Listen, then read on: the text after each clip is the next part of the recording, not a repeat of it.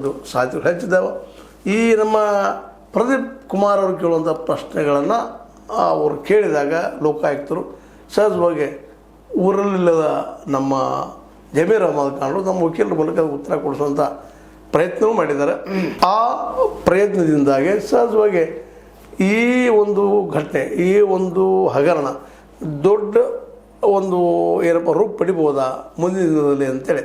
ಯಾಕೆಂದರೆ ಈಗ ನಮ್ಮಲ್ಲಿ ಗಾದಿ ಮತ್ತು ಅದು ಗೂಳಿ ಬಿದ್ದರೆ ಆಳಿ ಒಂದು ಕಲ್ಲ ಅಂತೇಳಿ, ಹಂಗೆ ಈಗ ಜಮೀರ್ ಅಹಮದ್ ಖಾನ್ರನ್ನ ಅವ್ರನ್ನ ಹೊಡೆದ್ರೆ ಸಹಜವಾಗಿ ಸಿದ್ದರಾಮಯ್ಯ ಹೊಡೆದು ಬೀಳ್ತದೆ ಅಂತ ಸಹಜ ಎಲ್ಲರಿಗೂ ಗೊತ್ತಿರುವಂಥ ವಿಷಯ ಆಗ್ಯದ.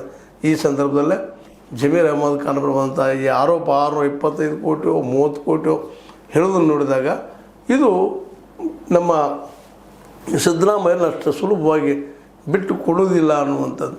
ಮತ್ತು ಸಿದ್ದರಾಮಯ್ಯರಿಗೂ ಸಹಿತ ಇದು ಏನಪ್ಪ ನುಂಗ್ಲಾರ ತುತ್ತನ ಇದು. ಇವ್ರನ್ನ ಮತ್ತು ತಮ್ಮೊಂದಿಗೆ ಇಟ್ಕೋಬೇಕಾದ್ರೆ ಇವ್ರ ಪರವಾಗಿ ನಿಲ್ಲಬೇಕು. ಇವ್ರ ಪರವಾಗಿ ನಿಲ್ಲಬೇಕಾದ್ರೆ ಈಗ ಆರೋಪ ಬರ್ತಾಯಿದೆ.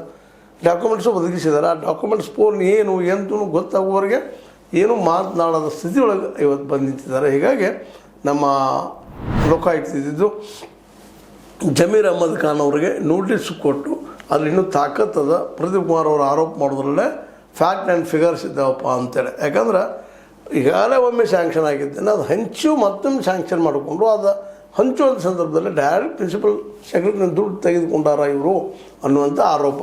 ಅಂದ್ರೆ ನಮ್ಮ ಆರ್ಥಿಕ ಇಲಾಖೆಗೆ ಬಲ್ಲಾರ್ದು ಹೊರಗಿಂದ ತೊಗೊಂಡಾರ ಅನ್ನುವಂಥ ಒಂದು ಗಂಭೀರವಾದ ಆರೋಪನ ಮಾಡ್ತಾಯಿದ್ದಾರೆ.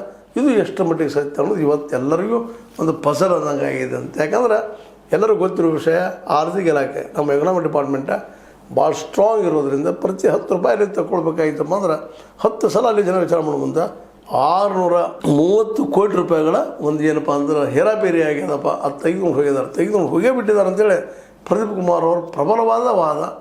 ಅದಕ್ಕೆ ಇನ್ನು ಮುಂದಿನದಲ್ಲಿ ನಮ್ಮ ಜಮೀರ್ ಅಹಮದ್ ಖಾನ್ ಯಾವ ರೀತಿಯಾಗಿ ಉತ್ತರ ಕೊಡ್ಬೋದು, ಸಿದ್ದರಾಮಯ್ಯರು ಈ ಸಮಸ್ಯೆಯನ್ನು ಯಾವ ರೀತಿಯಾಗಿ ಎದುರಿಸ್ಬೋದು ಅಂತ ಆಲ್ರೆಡಿ ಸಿದ್ದರಾಮಯ್ಯರು